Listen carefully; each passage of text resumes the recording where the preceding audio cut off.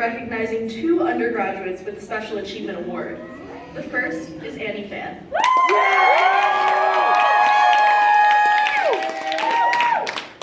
Since coming to Stanford, Annie has dedicated her time to address issues within the API community through her work as an Ethnic Theme Associate, ETA, at Okada, and as co-chair for both the Asian American Students Association and the annual Listen to the Silence Conference.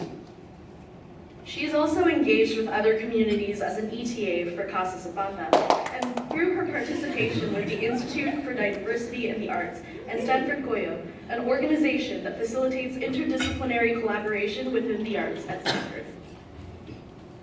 Through her involvement, Annie has worked to include diverse voices within a campus and national conversation on issues that impact students of color.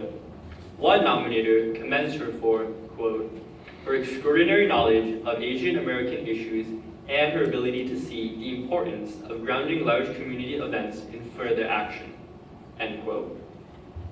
We are honored to recognize and congratulate Annie for her tireless efforts and accomplishments during her years at Stanford.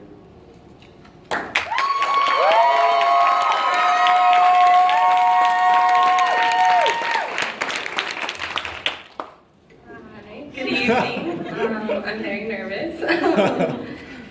To be honest, I can't believe I'm here. Like Gaozong, I can't believe I'm on this side of the podium, a recipient of an Asian American Award, when for the past 3 years I've stood in the back, usually right there, as a staffer for the event. I can't believe that I am graduating as a first-generation college student from Stanford University, the daughter of a boat person father and a mother who had to live with the violent aftermath of Saigon long after US soldiers left Vietnam. And there will always be a part of me who can't believe that I'm still alive, 7 years beyond a time when I could not imagine waking up to face another day.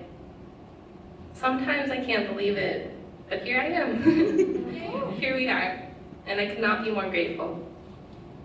I'd like to start with this quote from environmentalist David Orr. The plain fact is that the planet does not need more successful people, but it does desperately need more peacemakers, healers, restorers, storytellers, and lovers of every kind. It needs people who live well in their places. It needs people of moral courage, willing to join the fight to make the world habitable and humane. And these qualities have little to do with success as we have defined it. Tonight you've heard many of us talk about community and serving the people. All of the recipients here are incredible, and they have worked hard to make our communities back home, on this campus, in the Bay Area, and in the world more habitable, more humane. That's what I've loved about Asian American Awards every single year.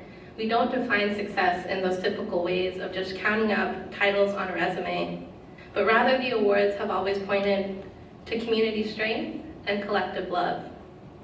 I know that this recognition award is a recognition of a passion that I have, that my community has, to bring about change and light into the world around me. But sometimes I haven't done a great job of seeing the light in the world inside me.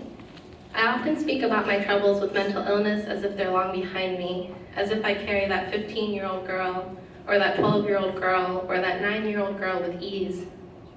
In reality, depression, anxiety, and PTSD are not just buzzwords that lay flat on the pages of articles and journals around Asian American mental health.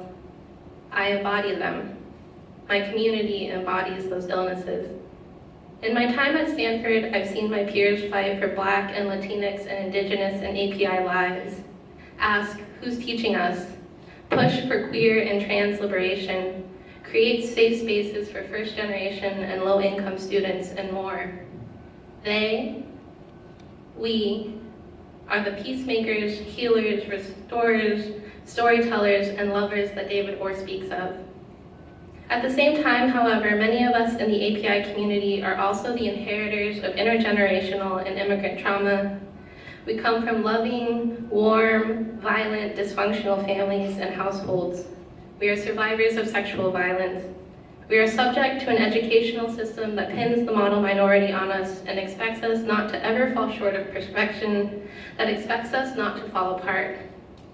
We wage fights against systematic oppression and often wear ourselves down to the bone. brimming with rage and short of compassion for anyone, ourselves included. So tonight, I ask all of us to show up for ourselves. I ask us to question and investigate deeply how we relate to each other and ourselves in highly personal and intimate ways. Ask, how does mental illness show up in my life? Am I extending compassion to my loved ones as I commit to a struggle for justice? When I envision a better world, can I imagine myself in it? And for me personally, there are days when I can't. But most days, right now, I imagine a world abundant in love, rich with kindness, and radiant with light. And in fact, I don't need to imagine at all when I see it right in front of me, when I see you all before me, sharing this moment right now.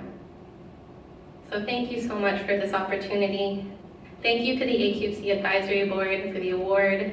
Thank you to AQC staff, Cindy and Gerald in particular, for letting me cry in their office for God knows how long. To Okada, to ASA, to Casa Zapata, the ethnic theme houses, and so many other communities that have made this place a home for me, and for so many students of marginalized identities and backgrounds. Thank you to my parents for all that they've given and every single sacrifice they made to get me here. And for my sister for being the best Snapchat friend I could ever ask for. And finally, thank you to you. Thank you for listening to me, for sharing this journey with me. Thank you for being alive and present in this moment. I am so happy you are here. I am so happy we are here. Thank you.